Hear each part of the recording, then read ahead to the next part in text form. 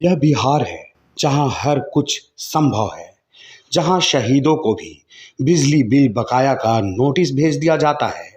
ताजा मामला मुजफ्फरपुर का है, जहां पर बिजली विभाग ने शहीद खुदीराम बोस के नाम पर 1,36,943 रुपए के बकाये का नोटिस भेज दिया। साथ ही ये धमकी भी भेजा गया है कि जल्द से जल्द बकाया राशि का भुगतान कीजिए, वरना आपकी बिजली काट दी जाएगी।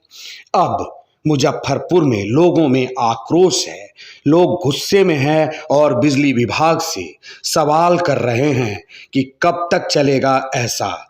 आम लोग तो परेशान थे ही, अब देश के शहीदों को भी अपमानित किया जा रहा है। हालांकि विवाद बढ़ा तो एसडीओ ने कहा कि गलती से शहीद खुदीराम बोस के नाम पर नोटिस निकल गया है, स्मारक संचालित करने वाली कंपनी का नाम डालकर दोबारा भेजा जाएगा।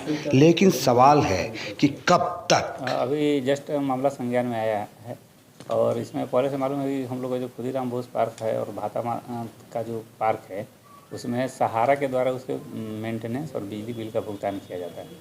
क्योंकि कंप्यूटर जनरेटेड या सॉफ्टवेयर बेस्ड होता है जनरेशन, इसमें उनका नाम आ गया है। इसको हम लोग एक्जीक्यूटिव इंजीनियर बिजली के माध्यम से जांच करके आपसे कार्रवाई करेंगे।